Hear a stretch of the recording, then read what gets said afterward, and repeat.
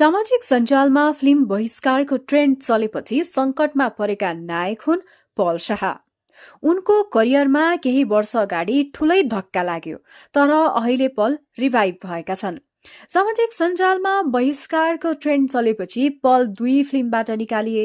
त्यसपछि पललाई व्यावसायिक सङ्कट पर्नेदेखि करियर नै सकिएको अनुमान धेरैले लगाएका थिए। हुन पनि उनलाई फिल्ममा लिन मेकरहरू डराइरहेका थिए। फिल्म रामायण फ्लप हुनुको एक कारण पनि पलको विवादित पृष्ठभूमि बन्यो। 2081 भदौमा यो फिल्म प्रदर्शनमा आउँदा उनको पुरानो यौन काण्डले चर्चा पाएको थियो। त्यही कारण उनी 2 फिल्म कल्ली र महाराज धिराजबाट निकालिए।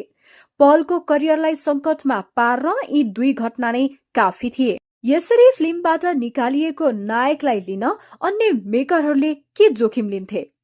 अर्कातिर लगातार पलको फिल्म फ्लप भइरहेको थियो। मायावी फ्लप भयो, त्यसपछिको मोहरले पनि बक्स अफिसमा कमाल गर्न सकेन। तथापि मायावी र रामायण भन्दा भने केही बढी नै व्यापार गर्यो। यही बीचमा उनले फिल्म यानी माया निर्माणको घोषणा गरे। त्यति बेला अरूले फिल्म नदिएपछि पल आफै निर्माणमा होमिएका थिए। तर अहिले चर्चामा रहेका एकमात्र नायक हुन् पल शाह। निर्वाचनका कारण फिल्म गतिविधि नै नभइरहेका बेला उनको फिल्म आबाट आमा सुपर हिट बनेको छ। गत शनिबारसम्म यो फिल्मले 11 करोड ग्रस कलेक्सन गरेको छ। यो फिल्म हिट बनेपछि पल शाहको डिमान्ड फेरि फर्किएको छ।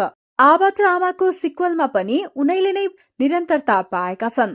त्यस्तै उनको अर्को फिल्म मोहरको सिक्वल मोहर 2 मा पनि उनी दोहोरिने चर्चा चलिरहेको छ। निर्देशक ओम प्रतीक पललाई नै हिरो बनाउने गरी स्क्रिप्ट लेखिरहेका छन्। अहिले पललाई अन्य फिल्महरूको पनि प्रस्ताव आइरहेको छ। सामाजिक सञ्जालका दर्शक हलमा तान्ने क्षमताका कारण उनी रोजाइको नायक बनिरहेका छन्।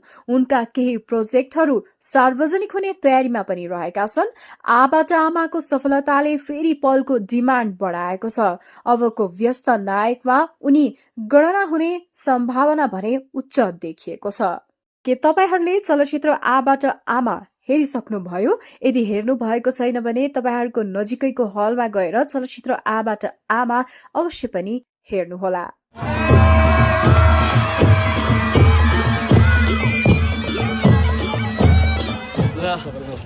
हजुर सबैलाई नमस्कार। सबैजना आउनु भएको छ। ठुलादेखि सानोसम्म सबैलाई नमस्ते। जाम अगाडि बाटो छोड्नु न।